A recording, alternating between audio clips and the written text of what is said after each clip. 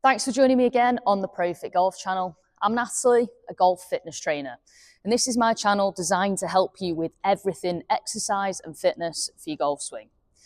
So this video is all about how to strengthen your hip turn. So maybe you feel like you're getting a good hip turn, but you're not staying in it long enough, or it feels a bit flimsy and there's too much sway. So I've got 2 exercises that will help you strengthen the hip turn, stay in it for longer, and then create more power in the downswing. Okay, so let's have a real quick look at the backswing. So as I said in the introduction, maybe you feel like you're getting a good backswing turn, but you're not staying in it long enough. So in other words, we're making a nice movement, but you feel like you're popping out of it very quickly.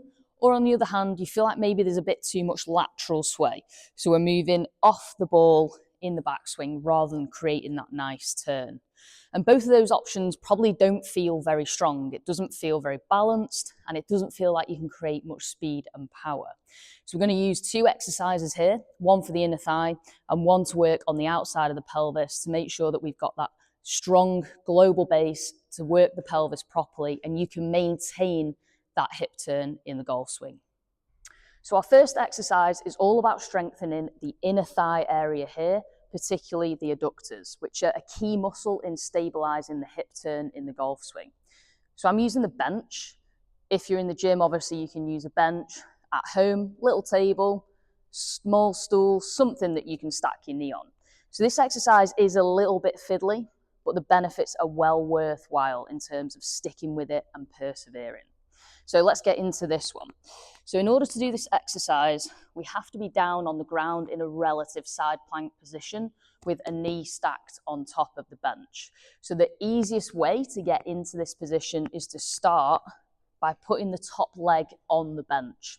So creating a rough 45-degree angle here, but making sure that the knee is touching the bench. Get that angle first, it's much easier to get in position from here. So next from there, I'm going to bring myself all the way down to the floor. So I'm going to put this arm down like I would do in a normal side plank and just kind of let my body relax. So I have this angle here where my shin and my knee are staying on the bench, and then I've got my forearm on the ground here for support. Now, the idea of this exercise is that we get the hip joint here higher than the knee joint. And what that will do is engage the inner thigh here, contracting this musculature, making it work hard. So from here, I'll bring this knee in. This knee, we're not bothered about what that does. It's kind of redundant in this movement. We're only focusing on the top leg. So I'm just going to bring that underneath and lift myself up in terms of my start position. From here, I'm going to lower this top hip. So slowly down. The bottom leg will kind of touch onto the ground. That's your finish point. Next, we're going to drive this hip all the way up high, roughly getting just about this hip joint higher than the knee joint. You can feel instantly the inner thigh working. So slowly controlling it down, driving up to get that hip joint higher than the knee. Slowly controlling it down, pushing, driving up to get that hip joint higher than the knee. All the work here on this inner thigh area. This exercise is really tricky, and if you're finding that the bench is too high and you can't lift yourself up there, then use something a little lower. Stack a couple of weight plates in the gym or maybe a couple of books at home and go from there. The aim of the game here is to make sure that you push through the inner thigh to get the hip higher than the knee line, and then control this movement down really slowly. The exercise should be done slowly on the way up and also slowly on the way down. If you're moving too quickly, you won't feel that inner thigh engagement quite the same. For this exercise, we'd be looking around about 8 to 10 reps on each side. Again, done with good technique, taking your time. With this one, it's quality over quantity. So for our second exercise, we're going to use the red resistance band. And this exercise is called hip abduction. Abduction in terms of steal something, take it away, and that basically means the leg will move away from the midline of the body. And this exercise is great for creating strength on the outside of the pelvis. So those smaller glute muscles that don't get much work but are really important for the golf swing because they stop us bumping out and swaying too much. So for this exercise, we're going to tie our resistance band right down to the floor. So obviously I'm using the squat rack, but you could use something like a table leg or a chair, something that you know you won't pull over. And then from here, I'm going to place my outside foot through the band, and the band will sit right on my ankle line. So right at the end of my leggings here, sock line, depending on what you're wearing. I've come against the squat rack because it's something for me to lean on. Initially, when you start this exercise, it will feel very off balance. So you may want to get close to the wall or use a golf club, an iron, something like that to help you in terms of stability.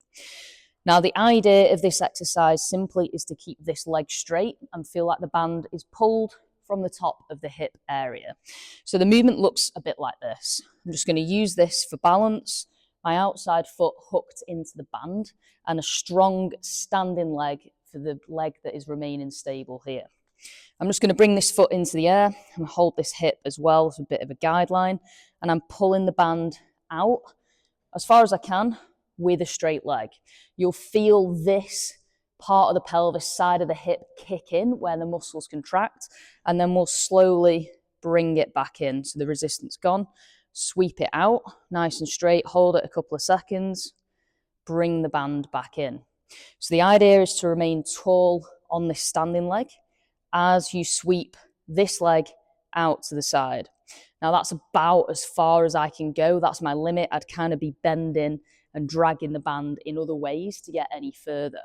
We want to remain centered, nice and tall, engaging through the core as well, and let this leg or these muscles here work a little bit more in isolation. As you work through the reps, you're going to find that the side of the hip on the standing leg also starts to work. That's where that leg is using the ground, creating some stability to basically stop you falling over. This exercise really is much harder than it looks, and it's all about keeping a nice, smooth rhythm. So dragging the band out to the side nice and smooth on a straight leg, and then controlling the pace back to the start position. If you feel like the exercise is too easy, step further away from what you're leaning on. That creates a bit more resistance on the band, making it harder to pull. However, it shouldn't be so difficult to pull that you have to bend at the leg.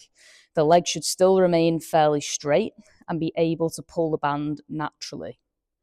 So there we have 2 exercises to help strengthen your hip turn in the golf swing. Give these a go. It will definitely help you stay deeper into that hip turn, helping you create more speed and power, and hopefully translate that into more distance. If you enjoyed this video, hit the thumbs up button for a like, subscribe to all the content on my channel if you haven't already, and I'll see you next time for loads more golf exercises.